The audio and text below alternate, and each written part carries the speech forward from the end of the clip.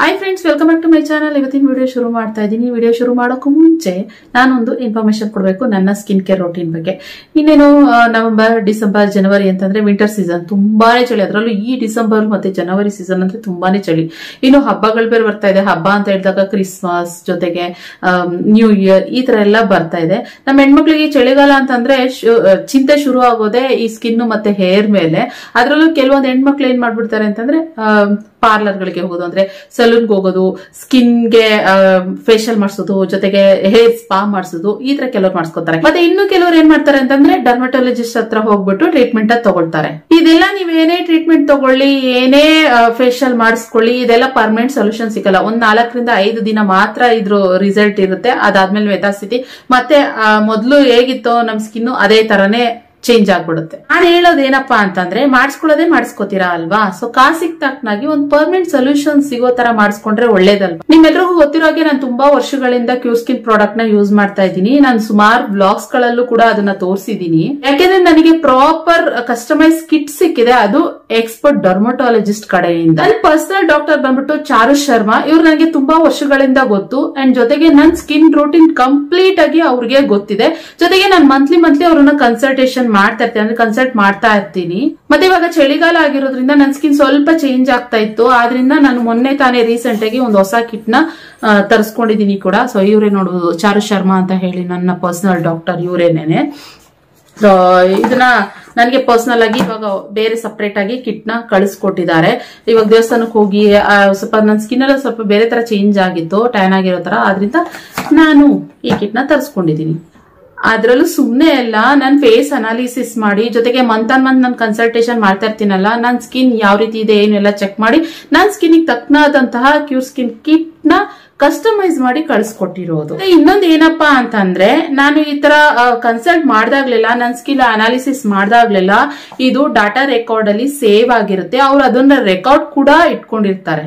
ಜೊತೆಗೆ ನನ್ first analysis, first time ನಾನು ಕ್ಯೂರ್ ಸ್ಕಿನ್ ನ ಯೂಸ್ ಮಾಡಕ್ಕೆ ಇದ್ ಮಾಡಿದಾಗ ಹೇಗಿತ್ತು ನನ್ನ ಫೇಸ್ ಅನಾಲಿಸಿಸ್ ಮಾಡಿದಾಗ, ಇವಾಗ ಯಾವ ರೀತಿ ಇದೆ, ಯಾವ ರೀತಿ ಇಂಪ್ರೂವ್ಮೆಂಟ್ ಆಗಿದೆ ಅನ್ನೋದನ್ನ ನಾನು ಸ್ಕ್ರೀನ್ ಮೇಲೆ ಕೊಡ್ತೀನಿ, ನೀವು ನೋಡ್ಬೋದು. ಯಾಕೆ ನಾನು ಇದು ತುಂಬಾ ವರ್ಷಗಳಿಂದ ಯೂಸ್ ಮಾಡ್ತಾ ಇದ್ದೀನಲ್ವಾ, ಅದಕ್ಕೆ. ಓವರ್ ಆಲ್ ಹೇಳ್ಬೇಕು ಅಂತಂದ್ರೆ ನನ್ಗಂತೂ ತುಂಬಾನೇ ಹೆಲ್ಪ್ ಆಗಿದೆ ಈ ಕ್ಯೂರ್ ಸ್ಕಿನ್ ಪ್ರಾಡಕ್ಟ್ ಇಂದ. ಅದರಲ್ಲೂ ಈ ಚಳಿಗಾಲದಲ್ಲಿ ನನ್ನ ಫೇಸ್ ಎಷ್ಟು ಇಂಪ್ರೂವ್ ಆಗಿದೆ ಅನ್ನೋದು ಕೂಡ ನೀವು ನೋಡ್ಬೋದು.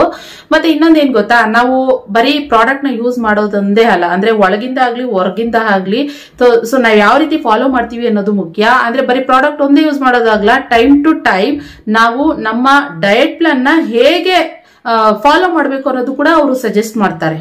ಯಾಕಂದ್ರೆ ನಮ್ಮ ಹೆಣ್ಮಕ್ಳಿಗೆ ಡಯಟ್ ಪ್ಲಾನ್ ಅದು ಎಷ್ಟು ಇಂಪಾರ್ಟೆಂಟ್ ಆಗುತ್ತೆ ಅಂತ ಹೇಳಿದ್ರೆ, ನಮ್ಗೆ ಪಿಂಪಲ್ಸ್ ಬರೋದಾಗ್ಲಿ, ಪಿಗ್ಮೆಂಟೇಶನ್ ಬರೋದಾಗ್ಲಿ, ಅದೆಲ್ಲಾನು ಕೂಡ ಅವಾಯ್ಡ್ ಆಗುತ್ತೆ. ಇದನ್ನೆಲ್ಲ ನನಗೆ ತಿಳಿಸಿರೋದೇ ನನ್ನ ಪರ್ಸನಲ್ ಡಾಕ್ಟರ್ ನನಗೆ ಪ್ರತಿಯೊಂದನ್ನು ಇದನ್ನ ಹೇಳಿರೋದು.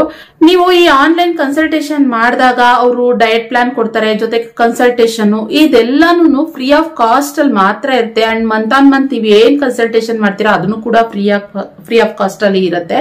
ಜಸ್ಟ್ ನೀವು ಅವ್ರು ಮಾಡಿರೋ ಕಸ್ಟಮೈಸ್ ಕಿಟ್ ಕೊಡ್ತಾರಲ್ಲ, ಅದಕ್ಕೆ ಮಾತ್ರ ಪೇ ಮಾಡ್ಬೇಕಾಗಿರುತ್ತೆ ಅಷ್ಟೇನೇನೆ.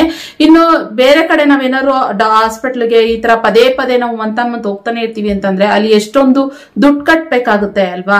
ಸೊ ಅದ್ರ ಬದಲು ನೀವು ಜಸ್ಟ್ ಒಂದ್ ಕಿಟ್ ತಗೊಂಡ್ರೆ 2 ರಿಂದ 3 ತಿಂಗಳು ನೀವು ಪ್ರಾಡಕ್ಟ್ ನ ಯೂಸ್ ಮಾಡಬಹುದು. ಅಂಡ್ ಮನಿ ಕೂಡ ಸೇವ್ ಆಗುತ್ತೆ.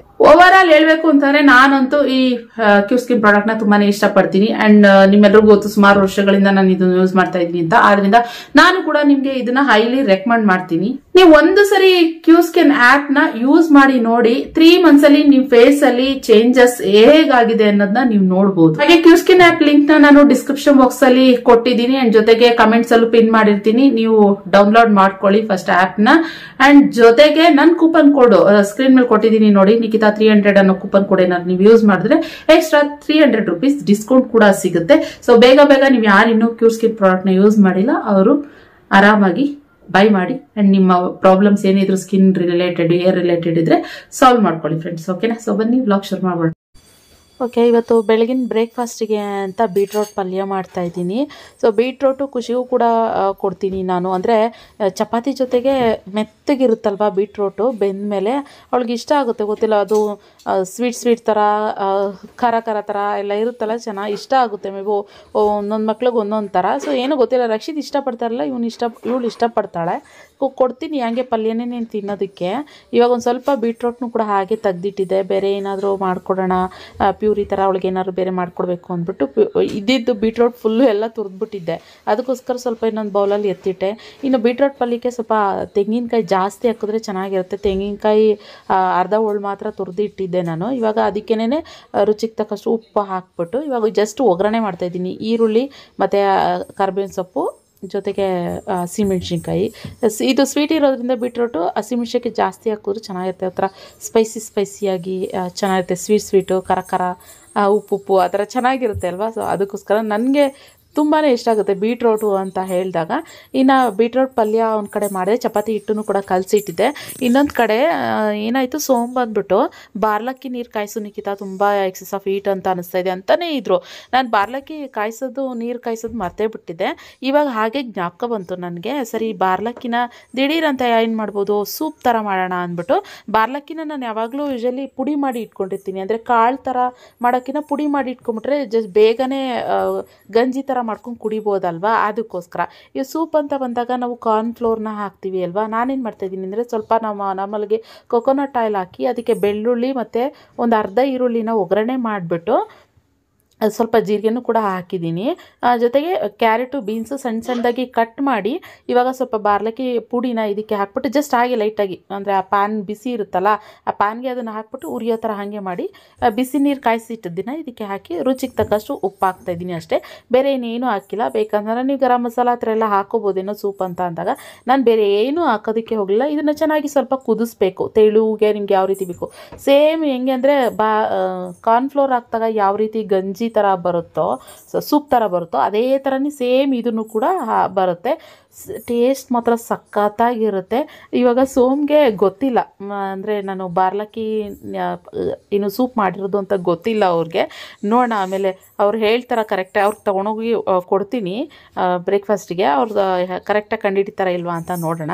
ಇವಾಗ ಚಪಾತಿನೆಲ್ಲ ಮಾಡಿದಾಯಿತು, ಪಟ ಅಂತ ಮಾಡಿ ಇವಾಗ ಲಂಚ್ ಬಾಕ್ಸಿಗೆ ಅವ್ರಿಗೆ ಇದು ಕೊಡ್ತಿರೋದ್ರಿಂದ ಸ್ವಲ್ಪ ಗಂಜಿ, ಒಂದು ಚಪಾತಿ ಅಷ್ಟೇ ತಿನ್ನೋದು. ಆಮೇಲೆ ಬೀಟ್ರೋಟ್ ಪಲ್ಯ ಸ್ವಲ್ಪ, ನಾನು ಯಾವಾಗಲೂ ಹೇಳ್ತಾ ಇರ್ತೀನಿ, ಪಲ್ಯ ಜಾಸ್ತಿ ತಿಂತೀವಿ, ಚಪಾತಿ ರೈಸ್ ಸ್ವಲ್ಪ ಕಮ್ಮಿ ತಿಂತೀವಿ ಅಂತ ಹೇಳ್ತಾ ಇರ್ತೀನಿ. ನಮಗೆ ಡಾಕ್ಟ್ರು ಕೂಡ ಅದೇ ಥರನೇ ಹೇಳಿರೋದು, ಆದಷ್ಟು ರೈಸ್ ಆಗಲಿ ಚಪಾತಿಲಿ ಕಮ್ಮಿ ತಿನ್ನಿ, ಪಲ್ಯಗಳೇನಿದೆ ತರಕಾರಿ ಆಗಿರ್ಬೋದು, ಸೊಪ್ಪಿನ ಪಲ್ಯ ಆಗಿರ್ಬೋದು ಅದನ್ನು ಜಾಸ್ತಿ ತಿನ್ನಿ ಅಂತ. ಸೊ ಇವಾಗ ಬ್ರೇಕ್ಫಾಸ್ಟ್ ರೆಡಿ ಆಯಿತು. ಇವಾಗ ಅಲ್ಲಿ ಇಡ್ತಾ ಇದ್ದೆ, ಅಷ್ಟೊತ್ತಿಗೆ ಸೋಮೆ ಬಂದು ತಗೊಂಡು ಟೈಮ್ ಆಗಿದೆ ಆಫೀಸಿಗೆ ಕೊಡು ಅಂತ ತಗೊಂಡು ಹೋಗ್ತಾ ಇದ್ದಾರೆ. ಗೆಸ್ ಮಾಡಿ ಏನದಿರ್ಬೋದು ಅಂತ. ಸೂಪಾ ಹಂಗೆ ಕುಡಿ ಬಂದ್ರೆ ಚಪಾತಿ ಜೊತೆ ಹೆಚ್ಕೊಂತಿದ್ದ.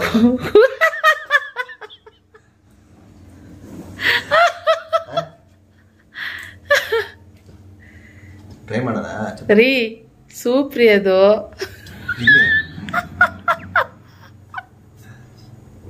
ಯಾಕೆ ಎರಡು ಹೊಟ್ಟೆಗೆ ನೋಡೋದು. ಅಪ್ಪ ದೇವ್ರೆ, ನೀವು ಫಸ್ಟ್ ಒಂದು ಸ್ಪೂನಲ್ಲಿ ಕುಡಿದು ನೋಡಿ, ನಿಮಗೆ ಗೊತ್ತಾಗುತ್ತೆ, ಬೇಗ ಕಂಡಿಡಿ. ಹೌದಾ, ನಾನು ಏನು ಹಾಕೇ ಇಲ್ಲ ಅದಕ್ಕೆ. ಬಿರ್ರಿ, ಫಸ್ಟ್ ಸ್ಪೂನಲ್ಲಿ ಕುಡಿ. ಅದೇನಂತ ಹೇಳಿ ನನಗೆ, ನೀವು ಫಸ್ಟ್ ಹೇಳ್ಬೇಕು ಅದನ್ನೇನು ಅಂತ. ರವೆ ಇದೆ, ವೆಜಿಟೇಬಲ್ಸ್ ಇದೆ, ಮತ್ತೇನೇನು ನೋಡಿ ಏನು ಫಸ್ಟ್ ಕುಡಿದು ನೀವು ಕಂಡಿಡಿತೀರಾ ಅನ್ಕೋತೀನಿ. ಸೂಪೇ, ರವೆ ಸೂಪಾ ನಿಮ್ ಫೇವ್ರೆಟ್. ಸೋಯಾನಾ? ಏನ್ ನನ್ನ ಫೇವ್ರೆಟ್? ಏನ್ ಮಾಡ್ಕೊಡ್ತೀನಿ ಹೀಟ್ ಆದಾಗ? ಬಾರ್ಲಕ್ಕಿನ.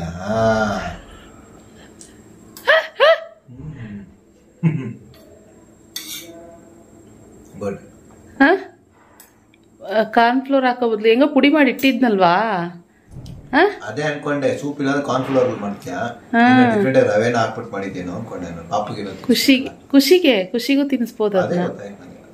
ಚೆನ್ನಾಗಿದ್ಯಾ? ಆ ಥರ ಮಾಡ್ಬೋದಲ್ಲ? ಬಟ್ ಅವ್ಳು ವೆಜಿಟೇಬಲ್ಸ್ ತಿಂತಳ ಹಿಂಗೆ ಇನ್ನೊಂಚೂರು ಸಣ್ಣ ಸಣ್ಣ ಮಾಡ್ಬೇಕು, ಇಲ್ಲಾಂದ್ರೆ ಏನೋ ಮಾಡ್ಬೇಕು, ಸ್ಮ್ಯಾಶ್ ಮಾಡ್ಬೇಕಾ? ಅದೇ ಅದ್ ಮಾಡ್ಬೇಕು, ಮಾಡ್ಬಿಟ್ಟು ಇದನ್ನ ಬೇರೆ ಸಪ್ರೇಟ್ ಮಾಡ್ಬಿಟ್ಟು ಮಾಡ್ಬೇಕು. ಹೀಟ್ ಆಗ್ತಿದ್ರಲ್ಲ ಅದಕ್ಕೆ. ಚೆನ್ನಾಗಿದ್ಯಾ? ಚೆನ್ನಾಗಿದೆ. ಓಕೆ ಫ್ರೆಂಡ್ಸ್, ನನ್ನ ಮಗ ನೋಡಿ ಏನೋ ಒಂದು ಶರ್ಟ್ ಸಿಗ್ತಾಯಿಲ್ಲ ಅಂದ್ಬಿಟ್ಟು ಹುಡುಕಿ ಹುಡುಕಿ ಇಡ್ತವನೆ. ಇವಾಗ ನನ್ನ ಬಟ್ಟೆ ಎಲ್ಲ ಕೆದ್ರಿ ಇಡ್ತವನೆ. ಎಲ್ಲಿದೆ? ಇಲ್ಲ ಕಂಡ್ಲ ರಕ್ಷಿತು. ಇಲ್ಲಿ ನೋಡಿ, ಈ ನಮ್ಮ ಅಕ್ಕ ಹೋಗ್ಬಿಟ್ಟು ಚಾಕು ತಗೊಂಡು ಆ್ಯಪಲ್ನ ಚುಚ್ಚಿ ಆ್ಯಪಲ್ನ ಸಾಯಿಸ್ಬಿಟ್ಟು ಚೆಲ್ಲಿದ್ಲು ಕಣೋ ರಕ್ಷಿತ್, ನೀರು ಚೆಲ್ಲಿದ್ಲು ಕಣೋ. ಅಯ್ಯೋ ದೇವರೇ, ಬಟ್ಟೆ ಕೊಡ್ಲ ಒಂದು ಖುಷಿ. ಯಾಕೆ ಬಟ್ಟೆ ಕೊಡಿ ಆದ್ರೆ ಫ್ರೆಂಡ್ಸ್ ಎಲ್ಲಿ ಹುಡುಕ್ತಾವ್ ನೋಡಿ ನನ್ನ ಮಗ. ಸಿಗಲ್ಲ ಬಿಡಪ್ಪ ಬಟ್ಟೆ. ಅಯ್ಯೋ ದೇವರೇ. ಸೋಮ್, ನೀರ್ನೆಲ್ಲ ಚೆಲ್ಲದ್ಲು ನಿನ್ ಮಗಳು. ಇಲ್ಲಿ ನೋಡಿ, ಅದು ಅರ್ಧ ಬಟ್ಲು ನೀರು. ಹೇ ತರ್ಲೆ ಚಿಕ್ಕ.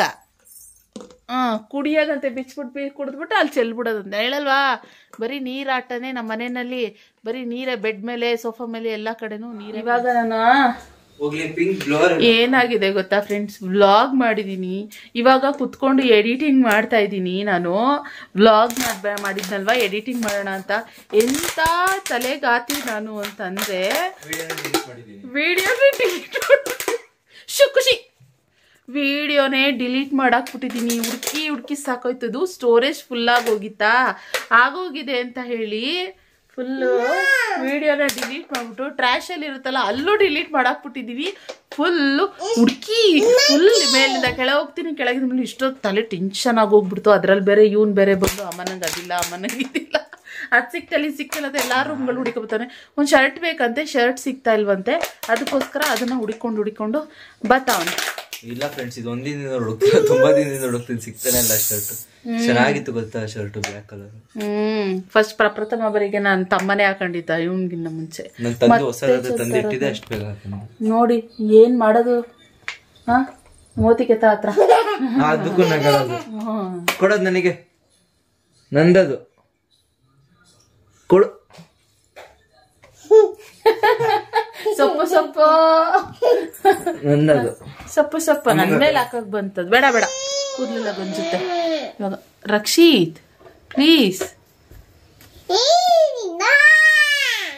ಉಸಿರು ಕಟ್ತಾ ಇದೆ ರಕ್ಷಿತ್. ಹೋಗ ರಕ್ಷಿತ್. ಅವಡಿ ಅಮ್ಮ ಅಣ್ಣ ಮಾಸ್ಕ್ ತೆಗಿತಾರೆ. ಚೆನ್ನಾಗಿದೆ. ಅಲ್ಲೆಲ್ಲ ಬಟ್ಟೆ ಎಲ್ಲ ಗುಂಜಾಕೋನೆ ನೋಡಿ, ಅದೆಲ್ಲಾನು ಗುಂಜಾಕೋನೆ. ಮಾಡೋದು ಒಂದಲ್ಲ ಎರಡಲ್ಲ ಇವನು ಕೆಲ್ಸ. ಅದ್ ನನ್ಗೆ ಅಂತಾನೆ ತಂದಿದ್ದು. ಹ್ಞೂ ಕಣಪ್ಪ ಚಳಿಯೋದಾಗ ಹಾಕೊಳಕಂತ. ಇವಾಗ ವಿಡಿಯೋ ಎಲ್ಲ ಡಿಲೀಟ್ ಆಗ್ಬಿಟ್ಟಿದೆ ಫ್ರೆಂಡ್ಸ್. ಏನ್ ಮಾಡೋದು ಫ್ರೆಂಡ್ಸ್ ಇವಾಗ? ಮತ್ತೆ ವಿಡಿಯೋನಾ? ಅದೆಲ್ಲ ಮತ್ತೆ ಅಡಿಗೆ ಮಾಡಕೈತದ? ಅಡಿಗೆ ಎಲ್ಲ ಮಾಡಿದೆ, ಮಧ್ಯಾಹ್ನ ಎಲ್ಲ ಮಾಡಿ ವಿಡಿಯೋ ಎಲ್ಲ ಮಾಡ್ಕೊಂಡಿದ್ದೆ. ಇವಾಗಿಲ್ಲ. ಅಯ್ಯೋ ಬೇಜಾರು. ಸೊ ಹಿಂಗೆ ಯಾಕೋ ಬೇಜಾರಾಗೋಗ್ಬಿಟ್ಟಿತ್ತು. ಏನ್ ಗೊತ್ತಾ? ಏನು ವಿಡಿಯೋ ಇವತ್ತಿಂದ ನೆನ್ನೆದೆಲ್ಲ ಡಿಲೀಟ್ ಮಾಡ್ಬಿಟ್ಟಿದ್ದೀನಿ. ಇಲ್ಲ ನಾನು ಅಡಿಗೆ ಮಾಡಿರೋದು ಪ್ರತಿಯೊಂದು ಎಲ್ಲ ಡಿಲೀಟ್ ಮಾಡಕ್ಬಿಟ್ಟಿದ್ದೀನಿ. ಸರಿ ಹೋಯ್ತಲ್ಲ ಹಿಂಗೆ. ಓಕೆ ಫ್ರೆಂಡ್ಸ್, ಇವಾಗ ಏನಂತಂದ್ರೆ ಸುಮಾರು ಜನ ಏನ್ ಗೊತ್ತಾ, ಕೆಲವೊಂದನ್ನ ನೀವು ತುಂಬಾ ಇದಾಗಿ ಕೇಳ್ತಾ ಇರ್ತೀರಾ. ನಿಖಿತಾ, ನಮ್ಗೆ ತುಂಬಾನೇ ಕ್ಯೂರಿಯಾಸಿಟಿ ಇದೆ. ಏನಕ್ಕೆ ಅಂದ್ರೆ ನಾನು ಶಿಲ್ಪನ್ ಜೊತೆ ನಾನು ಮಾತಾಡಿರ್ಲಿಲ್ಲ. ತುಂಬಾ ದಿನಗಳಾಗೋಗ್ಬಿಟ್ಟಿತ್ತು, ವರ್ಷಗಳೇ ಆಗೋಗಿತ್ತು. ನಾವು ಮಾತಾಡೋದು ಬಿಟ್ಬಿಟ್ಟಿದ್ವಿ ಅಲ್ವಾ. ಸೊ ಯಾವ ವಿಷಯಕ್ಕೆ ನಾವು ನಾನು ಈ ಲೆವೆಲ್ಗೆ ಶಿಲ್ಪನ ಮೇಲೆ ಕೋಪ ಮಾಡ್ಕೊಂಡಿದ್ದು, ಫ್ಯಾಮಿಲಿಯವ್ರನ್ನೇ ಮಾತಾಡಿಸ್ತಲೇ ಇರೋದು, ನೀವೆಲ್ರಿಗೂ ಕ್ಯೂರಿಯಾಸಿಟಿ ಇದೆ. ಅದ್ರ ಬಗ್ಗೆ ನಾನು ಹೇಳ್ಬಿಡ್ತೀನಿ ಆಯ್ತಾ. ಹೇಳೋಣ ಅಂತ ಅನ್ಕೊಂತ ಇದ್ದೆ. ಸೊ ಹೇಗೋ ನನ್ನ ವಿಡಿಯೋ ಎಲ್ಲ ಡಿಲೀಟ್ ಆಗ್ಬಿಟ್ಟಿದೆ ಫ್ರೆಂಡ್ಸ್. ಅದಕ್ಕೋಸ್ಕರ ಇವಾಗ ವಿಧಿ ಇಲ್ದಲೆ ಸೊ ಫ್ರೆಂಡ್ಸ್, ಆಗಿರೋ ವಿಷಯನ ನಮ್ಮಮ್ಮ ಇವತ್ತು ತೆಗೆದಿದ್ದಾರೆ. ಸೊ ಬರ್ಲಿ ಒಂದು ಬ್ರೇಕಿಂಗ್ ನ್ಯೂಸ್, ಸೀಕ್ರೆಟ್ ವಿಷಯ ಹೇಳ್ಬೇಕು. So first of all friends ಏನಂತ ಹೇಳಿದ್ರೆ, ಕ್ಯಾಪ್ ಬೈಕ್ ಹಾಕೊಂಡ್ಲು. ಇರಿ ಒಂದ್ ನಿಮಿಷ, ನನ್ನ ಮಗಳನ್ನ ಒಂದ್ ಸ್ವಲ್ಪ ಆ ಕಡೆ ಸೆಟ್ಲ್ ಮಾಡ್ಬಿಡ್ತೀನಿ. ಆ ಕಡೆ ಅವ್ರ ಅಪ್ಪನ ಕಡೆ ತೋರಿಸಿ ಅಲ್ಲಿ ಕ್ಯಾಪ್ ಬೈಕ್ ಹಾಕೊಂಡ್ಳು ನೋಡಿ. ಬಾಯಿನ ಓಪನ್ ಮಾಡೋಣ ನೋಡಿ. ಇವಾಗ ಹಿಂಗ್ ಕಿತ್ಕೊಳಕ್ ಹೋಗ್ತೀನಿ ನೋಡಿ ನಾನು. ನೋಡಿ ಇವಾಗ ಹಂಗೆ ನೋಡಿ. ಏಯ್ ಕೊಡಿಲೆ. ಯಾಕೆ ನೋಡ್ತಾ ಇದ್ದೀನಿ ಫುಲ್ ಅಲ್ಲೆಲ್ಲ ನೆಂದೋಯ್ತು. ಅಯ್ಯೋ ಇದಕ್ ಬೇರೆ ನಾನು ಇದು ಬೆಡ್ ಪ್ರೊಟೆಕ್ಟರ್ ಬರುತ್ತಲ್ಲ ಅದು ಹಾಕಿಲ್ಲ, ಇದಕ್ಕೆ ಅಲ್ಲಿಗೆ ಮಾತ್ರ ಹಾಕಿದೀನಿ. ತಂದಿವಾಗ ಎಲ್ಲಾ ರೂಮಿಗೂ ಹಾಕ್ಬೇಕು.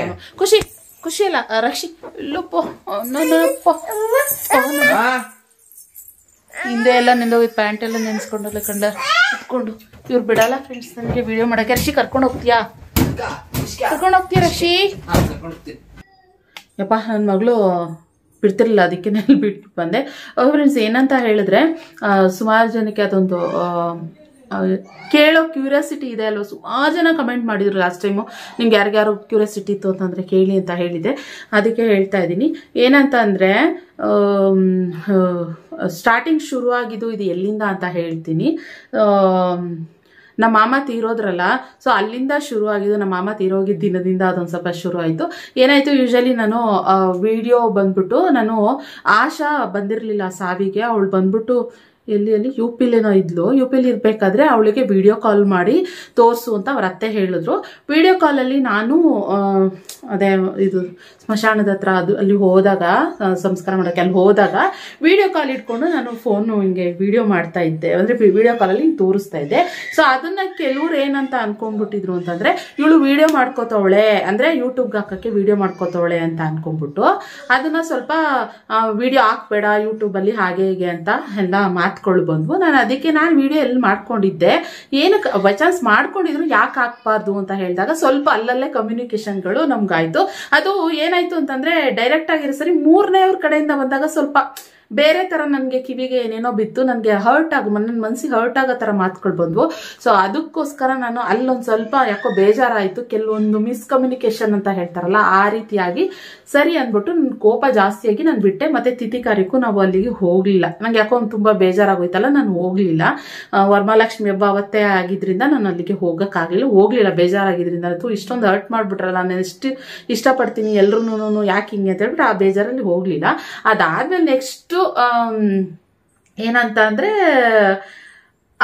ಹಿಂಗೆ ಆಯ್ತು. ಇನ್ನು ಅವ್ರು ನಮ್ಮ ಮನೆಗೆ ಬರೋದ್ ಬಿಟ್ರು, ನಾವು ಅವ್ರ ಮನೆಗೆ ಹೋಗೋದ್ ಬಿಟ್ವಿ. ಹಿಂಗೆ ಮಿಸ್ಕಮ್ಯುನಿಕೇಶನ್ ಅದ ಹಂಗಾಗಿ ಆಗ್ತಾ ಇತ್ತಲ್ಲ. ಇದ್ರ ಮಧ್ಯೆ ಅವಳು ಯೂಟ್ಯೂಬ್ ವಿಡಿಯೋ ಶುರು ಮಾಡದ್ಮೇಲೆ ಏನಾಯ್ತು ಅಂತಂದ್ರೆ, ನಾನು ಪ್ರೆಗ್ನೆಂಟ್ ಆ ತಿಂಗಳೇ, ನೆಕ್ಸ್ಟ್ ಮಂತೇ ನಾನು ಪ್ರೆಗ್ನೆಂಟ್ ಆದ್ಮೇಲೆ ಒಂದ್ 2-3 ತಿಂಗಳ ಅವಳು ವಿಡಿಯೋ ಶುರು ಮಾಡಿದ್ಮೇಲೆ, ಯೂಟ್ಯೂಬಲ್ಲಿ ವಿಡಿಯೋ ಹಾಕಕ್ಕೆ ಶುರು ಮಾಡಿದ್ಮೇಲೆ ಅವಳಿಗೆ ನನ್ನ ಬಗ್ಗೆ ಬ್ಯಾಡ್ ಕಮೆಂಟ್ಸ್ಗಳು ಬರೋದಕ್ಕೆ ಶುರು ಆಗ್ಬಿಟ್ರು. ಸಿಕ್ಕಾಪಟ್ಟೆ ಬೇಡ ಅಂದ್ರೆ, ನನ್ ಕಂಡ್ರೆ ಆಗದೆ ಇರೋರು ಅವಳ ಚಾನಲ್ಗೆ ಹೋಗ್ಬಿಟ್ಟು, ಅವಳಿಗೆ ಅಂತಲ್ಲ ಚಾಂದಿನಿ ಚಾನಲ್ಗಳಿಗೂ ಹೋಗಿ ಕಮೆಂಟ್ಸ್ಗಳು ಮಾಡ್ತಾ ಇದ್ರು. ಸಿಕ್ಕಾಪಟ್ಟೆ ಕೆಟ್ಟ ಕಮೆಂಟ್ ಮಾಡ್ತಾ ಇದ್ರು. ನನಗೆ ಅದು ನೋಡಿ ಒಂಥರ ಬೇಜಾರಾಗ್ಬಿಡ್ತಾ ಇತ್ತು. ಜೊತೆಗೆ ಆ ಕಮೆಂಟ್ಗಳು ಬರೋದು ನೋಡ್ತಾ ಅವಳು ಏನ್ ಮಾಡ್ಬಿಟ್ಲು, ಆ ವಿಡಿಯೋ ಕಮೆಂಟ್ಸ್ಗಳನ್ನ ಸ್ವಲ್ಪ ಡಿಲೀಟ್ ಮಾಡ್ಲಿಲ್ಲ. ಅಂದ್ರೆ ಏನಂದ್ರೆ ಗೊತ್ತಾ, ಅವಳಿಗೆ ಫ್ರೀ ಇರ್ಲಿಲ್ವಂತೆ.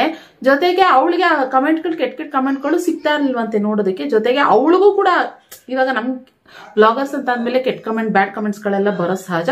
ಅವಳಿಗೂ ಬ್ಯಾಡ್ ಕಮೆಂಟ್ಸ್ಗಳು ಬರ್ತಿತ್ತಂತೆ. ಸೊ ಆದ್ರಿಂದ ಅವಳು ಕಮೆಂಟ್ಸ್ಗಳನ್ನ ಇಟ್ಕೊಬಿಡ್ಲು. ನನಗೆ ಅದೊಂದು ಸ್ವಲ್ಪ ಪ್ರೆಗ್ನೆಂಟ್ ಟೈಮಲ್ಲಿ ಒಂದು ಸ್ವಲ್ಪ ಮನಸ್ಸಿಗೆ ತುಂಬಾನೇ ಇನ್ನೂ ಹರ್ಟ್ ಆಗೋಯ್ತು. ಒಂದ್ ರೀತಿ ಲೆಕ್ಕ ಹೇಳ್ಬೇಕು ಅಂತಂದ್ರೆ ಈ ಜಾಸ್ತಿ ನನಗೆ ಮನಸ್ತಾಪ ಅಲ್ಲಿ ಊರಲ್ಲಾಗಿದ್ದ ಇನ್ಸಿಡೆಂಟ್ಗಿನ್ನ ಈ ಕಮೆಂಟ್ ವಿಚಾರದಲ್ಲೇನೆ. ನಿಂಗೆ ಅಂತಂದ್ರೆ ಇಬ್ರು ಮಾತಾಡ್ತಾ ಇಲ್ಲ ಅಂತ ಅನ್ನುವಾಗ ಮೂರನೇವ್ರು ಲಾಭ ಮಾಡ್ಕೊಂತಾರೆ ಅಂತ ಹೇಳ್ತಾರಲ್ಲ, ಹಂಗೆ ನನ್ ಕಂಡ್ರೆ ಯಾರಿಗೆ ಆಗ್ತಾ ಇರಲಿಲ್ಲ, ಅವ್ರು ಹೋಗಿ ಕಮೆಂಟ್ ಮಾಡ್ಬಿಟ್ಟು ನನ್ನ ಮನ್ಸಿಗೆ ಇನ್ನೂ ಹರ್ಟ್ ಮಾಡಿ ಇನ್ನು ಇಬ್ರು ಮಧ್ಯದಲ್ಲಿ ಹುಳಿ ಹಿಂಡೋ ಕೆಲ್ಸನ ಮಾಡಿದ್ರು ಅಂತಾನೆ ಹೇಳ್ಬೋದು.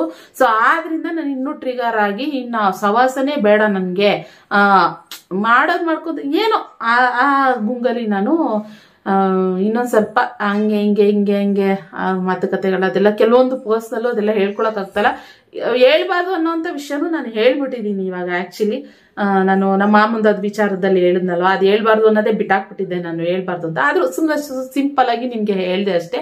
ಸೊ ಇವಾಗ ಅದೇ ಅನ್ಕೊಂತೀವಿ ಥೂ ತಪ್ಪು ಕೆಲಸ. ಅವಳಿಗೂ ಅನಿಸ್ತು ಅದು ಅವನ್ನ ತಪ್ಪು ಮಾಡಿದ್ವಿ ನಾವು ಅಕ್ಕಂಗೆ. ನಾನು ಬೈದೆ. ಆಮೇಲೆ ಅಲ್ಲ ಕಣೆ ಮಾತಾಡಲ್ಲ ಅಂತ ಹೇಳಿದ್ಮೇಲೆ ಅಟ್ಲೀಸ್ಟ್ ನೀವು ಖುಷಿ ಹುಟ್ಟದ್ಲಲ್ವಾ, ಹುಟ್ತಾ ನಾನಂತೂ ಸೀಮಂತ ಕರೀಲಿಲ್ಲ ಬಿಡು, ನನಗೆ ಆ ಕೋಪ ಇತ್ತು ಆ ಟೈಮ್ನಲ್ಲೇ, ಪ್ರೆಗ್ನೆಂಟ್ ಟೈಮಲ್ಲೇ ಆಗಿದ್ದಲ್ಲ. ಖುಷಿ ಹುಟ್ಟಿದ್ಮೇಲೆ ಆದ್ರೂ ನಮ್ಮ ಮನೆಗೆ ಬರ್ಬೋದಲ್ಲ ಅಂತ ಹೇಳಿದ್ರೆ ಅವಳಿಗೊಂದು ಸ್ವಲ್ಪ ಭಯ. ಯಾಕಂದ್ರೆ ನಮ್ಮ ಮನೆಯಲ್ಲಿ ನಾನು ಎಷ್ಟು ಪ್ರೀತಿಸ್ತೀನೋ, ಎಲ್ರೂ ಎಷ್ಟು ನಗಿಸ್ತೀನೋ ಅಷ್ಟು ಕೋಪ ಇದೆ ನನಗೆ, ಆಯ್ತಾ.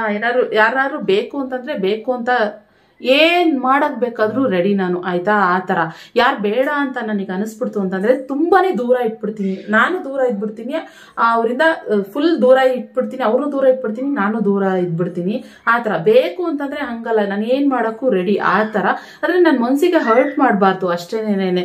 ನಾನು ಅವ್ರಿಗೆ ಹರ್ಟ್ ಮಾಡಕ್ ಹೋಗಲ್ಲ, ಅವ್ರು ನನಗೆ ಹರ್ಟ್ ಮಾಡ್ಬಿಡಿ ಅಂತಾನೆ ಹೇಳೋದು.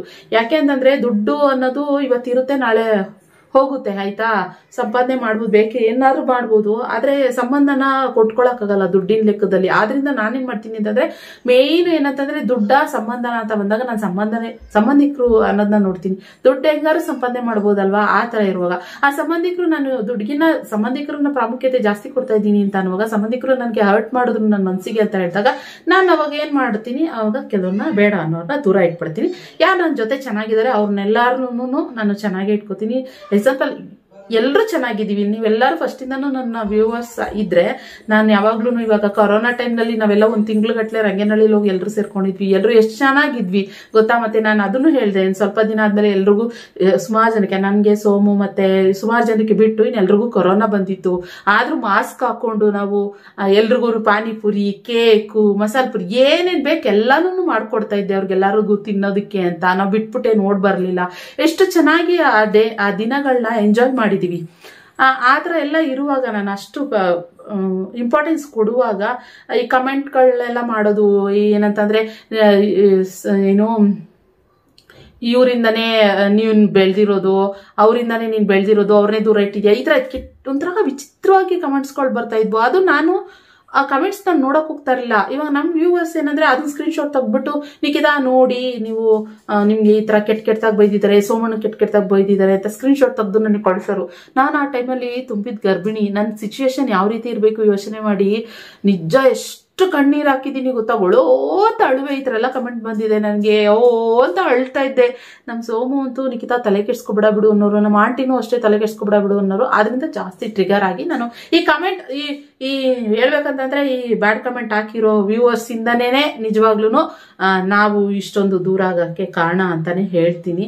ಸೊ ದಯವಿಟ್ಟು ನಾನು ಅದಕ್ಕೆ ಹೇಳೋದು, ರಿಕ್ವೆಸ್ಟ್ ಮಾಡ್ಕೋತೀನಿ. ಏನಂತಂದ್ರೆ ಒಂದು ಸಂಬಂಧಗಳನ್ನ ಏನಾದ್ರು ಚೆನ್ನಾಗಿಲ್ಲ ಅಂತಂದ್ರೆ ಒಂದುಗೂಡ್ಸಕ್ಕೆ ನೀವು ಪ್ರಯತ್ನ ಪಡ್ಬೇಕು. ಸಂಬಂಧ ಅಂತ ಹೇಳಿದಾಗ ಇವತ್ತಲ್ಲ ನಾಳೆ ಒಂದು ದಿನ ಒಂದಾಗ್ಲೇ ಹೋಗ್ಬೇಕು, ಹಾಗೆ ಆಗ್ತೀವಿ. ಆದ್ರೆ ಆದಷ್ಟು ಇವಾಗ ಜಗಳ ಆಗಿದೆ ಅಂತ ಹೇಳಿದಾಗ ಒಂದು ಗುಡ್ಸಕ್ಕೆ ಟ್ರೈ ಮಾಡ್ಬೇಕೇ ಹೊರತು ಅದ್ ಬಿಟ್ಬಿಟ್ಟು ಇನ್ನು ತಂದಾಕೋ ಬುದ್ಧಿ ಇರಬಾರ್ದು. ಅಂಡ್ ಕೆಲವ್ರಿಗೆ ಒಂದಾಗೋದು ಇಷ್ಟನೇ ಇರೋದಿಲ್ಲ, ಕೆಲವ್ರಿಗೆ ಅಂದ್ರೆ ಆಗೋದು ಬೇಡ ಇವರು ಅನ್ನೋ ತರಾನು ಇರುತ್ತೆ. ಕೆಲವೊಂದು ಸಂಬಂಧ ಅಂತ ಬಂದಾಗ ಒಬ್ರೊಬ್ರು ಮೈಂಡ್ ಒಂದೊಂದ್ ತರಾನು ಇರ್ತವೆ. ಅವ್ರಗಳ ಮಧ್ಯೆ ನಾವುಗಳೆಲ್ಲರೂ ಬದುಕಲು ಬೇಕು. ಸೊ ಆದ್ರ ಇವಾಗಂತೂ ಹ್ಯಾಪಿ ಇದೀವಿ, ಖುಷಿ ಇದೀವಿ, ಚೆನ್ನಾಗಿದ್ದಾವೆ. ಅವಳು ಗಂಡನ ಮನೆಯಲ್ಲಿದ್ದಾಳೆ, ನಾವು ಮಾತಾಡ್ತಾ ಇದೀವಿ, ಮಾತಾಡಲ್ಲ ಅಂತೆಲ್ಲ ಆರಾಮಾಗಿದೆ, ಇವಾಗೆಲ್ಲ ಚೆನ್ನಾಗಿದೆ. So thank you so much. ನೀವೆಲ್ಲರೂ ಸುಮಾರು ಜನ ಕಮೆಂಟ್, ನಿಖಿತಾ ತುಂಬಾನೇ ಖುಷಿ ಆಯ್ತು ನಮ್ಗೆ, ನೀವೆಲ್ಲರೂ ಒಂದಾಗಿದ್ದು, ಮತ್ತೆ ತಿರ್ಗಾ ಇನ್ಮೇಲೆ ನಿಮ್ ಫ್ಯಾಮಿಲಿ ವ್ಲಾಗ್ಸ್ ಎಲ್ಲ ಬರುತ್ತೆ ನಮ್ಗೆ ನೋಡಕ್ ಖುಷಿ ಅಂತ. ಖಂಡಿತ ಅಂದ್ರೆ ನಾನೇನ್ ಇವಾಗ ಹೋಗೋಗಿ ಇವಾಗೇನ್ ಅಲ್ಲೇನು ಇರಕ್ ಆಗಲ್ಲ. ಫ್ಯಾಮಿಲಿ ವ್ಲಾಗ್ಸ್ ಅಂತ ಹೇಳಿದಾಗ ಹೋಗ್ಬಿಟ್ಟು ಹೋದಾಗ ವ್ಲಾಗ್ಸ್ಗಳನ್ನ ಮಾಡ್ತೀನಿ ಅಷ್ಟೇನೇನೆ. ಅದ್ ಬಿಟ್ರೆ ಸುಮ್ನೆ ಹೋಗ್ಬಿಟ್ಟು ಹತ್ರ ಎಲ್ಲ ಏನಿಲ್ಲ. ನೋಡೋಣ, ನಾನು ಯಾವ್ದು ಹೇಳ್ನಲ್ವಾ ಮೊದ್ಲೇ ಪ್ರೀ ಪ್ಲಾನು ಅದೆಲ್ಲ ಏನಿಲ್ಲ. ನಾನು ಎಲ್ಲಿ ಹೋಗ್ತೀನಿ, ನಾನು ಯಾವಾಗ್ಲೂ ಹೇಳೋದಷ್ಟೇ, ನಾನು ಎಲ್ಲಿ ಹೋಗ್ತೀನಿ ಅಲ್ಲಿ ವ್ಲಾಗ್ಸ್ ಮಾಡ್ತೀನಿ ಅಷ್ಟೇನೇನೆ. ಮೊದ್ಲೇ ಪ್ಲಾನ್ ಮಾಡ್ಕೊಂಡು ಎಲ್ಲ ವ್ಲಾಗ್ಸ್ ಮಾಡೋದೆಲ್ಲ ಏನಿಲ್ಲ. ಅಲ್ಲಿ ಅಟ್ ಪ್ರೆಸೆಂಟ್ ಅವತ್ತಿನ ದಿನ ನಾನು ಎಲ್ಲಿದ್ದೀನಿ, ನನ್ನ ಮನೇಲೇ ಇದ್ದೀನ, ಅವತ್ತಿನ ವಿಡಿಯೋ ಅದನ್ನ ಹಾಕ್ತೀನಿ. ಇಲ್ಲ ಬೇರೆಯವ್ರ ಮನೆಗೆ ಹೋಗಿದ್ದೇನೆ, ಇವತ್ತು ಅವ್ರ ಮನೆಗೆ ಹೋಗಿದೆ ಅಂತ ಹೇಳ್ತೀನಿ, ಅವತ್ತಿನ ವಿಡಿಯೋ ಅದನ್ನ ಹಾಕ್ತೀನಿ. ಇಲ್ಲ ಹೊರಗಡೆ ಹೋಗಿದ್ದೀನಿ, ದೇವಸ್ಥಾನಕ್ಕೆ ಹೋಗಿದ್ದೀನಿ, ಅವತ್ತಿನ ವಿಡಿಯೋ ಅಲ್ಲಿ ಹಾಕ್ತೀನಿ ಅಷ್ಟೇನೆ. ಅದ್ಬಿಟ್ಟು ನಾನು ಇಂಟೆನ್ಷನ್ ಇಟ್ಕೊಂಡು ಪ್ಲಾನ್ ಮಾಡ್ಕೊಂಡು ಇವ್ರ ವಿಡಿಯೋ ಮಾಡ್ಬೇಕು, ನಾನು ಇಷ್ಟು ವ್ಯೂಸ್ ತಗೋಬೇಕು, ಇವರಿಂದಾನೇ ನಾನು ತಗೋಬೇಕು ಅನ್ನೋದೆಲ್ಲ ಏನಿಲ್ಲ ರೀ. ಏನಂತ ಅಂದ್ರೆ ವ್ಯೂಸ್ ಎಲ್ಲಿದ್ರು ನಂದು ಎಷ್ಟು ವ್ಯೂಸ್ ಬರ್ಬೇಕು ಅಷ್ಟು ಬಂದೇ ಬರುತ್ತೆ, ಆಯ್ತಾ. ನಾನು ಡೈಲಿ ವಿಡಿಯೋ ಹಾಕೊಳ್ಳು, ಅಪರೂಪಕ್ಕೆ ಏನೋ ಒಂದು ವಿಡಿಯೋಗಳು ಹಾಕೊಳ್ಳಲ್ಲ. ನಾನು ಇದನ್ನ ವೃತ್ತಿ ಅಂತ ತಗೊಂಡಿದ್ದೀನಿ, ಒಂದು ಕೆಲಸ ಅಂತ ತಗೊಂಡಿದ್ದೀನಿ ನಾನು ಇದನ್ನ. ಜಾಬ್ ತರ ನನ್ಗಿದೆ. ನನ್ಗೆ ಎಲ್ಲೋದ್ರೂ ನಾನು ವಿಡಿಯೋ ಮಾಡ್ತೀನಿ, ಅವತ್ತಿನ ದಿನ ಅಪ್ಡೇಟ್ ಕೊಡ್ತೀನಿ.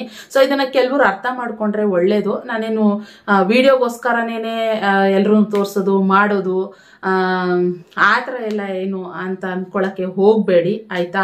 ಸೊ ಯಾರು ನೋಡ್ತಾ ಇದ್ರು ಎಲ್ಲಾರ್ಗು ಅಂದ್ರೆ ಆತರ ಅರ್ಥ ಮಾಡ್ಕೊಂಡಿರೋರ್ಗೆ ಎಲ್ರಿಗೂ ಅರ್ಥ ಆಗ್ಲಿ ಅಂತ ಹೇಳ್ಬಿಟ್ಟು ಹೇಳ್ತಾ ಇದ್ದೀನಿ. ಸೊ ಓಕೆನಾ, ಇದೇ ಒಂದು ರೀಸನ್ ಫ್ರೆಂಡ್ಸ್. ಅಲ್ಲಿಂದ ಶುರು ಆಗಿದ್ದು 2.5 ವರ್ಷ ಕಂಟಿನ್ಯೂ ಆಗಿ 2.5 ವರ್ಷದ ಮೇಲೆ ಆಯ್ತು.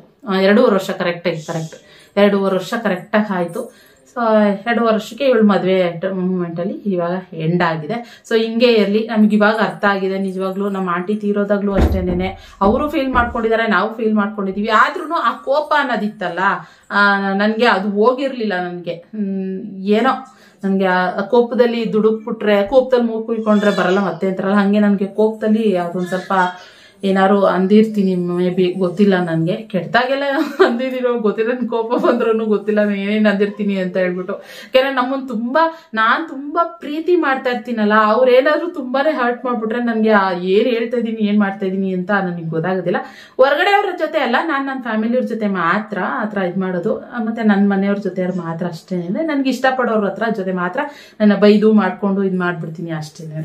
ಸೊ ಓಕೆ ಫ್ರೆಂಡ್ಸ್, ಇದೊಂದು ಹೇಳ್ಬೇಕು ಅಂತ ಅನ್ಸು. ಸುಮಾರು ಜನಕ್ಕೆ ಕ್ಯೂರಿಯಾಸಿಟಿ ಇತ್ತಲ್ಲ ಏನದು ನಿಖಿತ ಅಂತ ಹೇಳ್ಬಿಟ್ಟು, ಅದಕ್ಕೋಸ್ಕರ ಹೇಳ್ತಾ ಇದ್ದೀನಿ.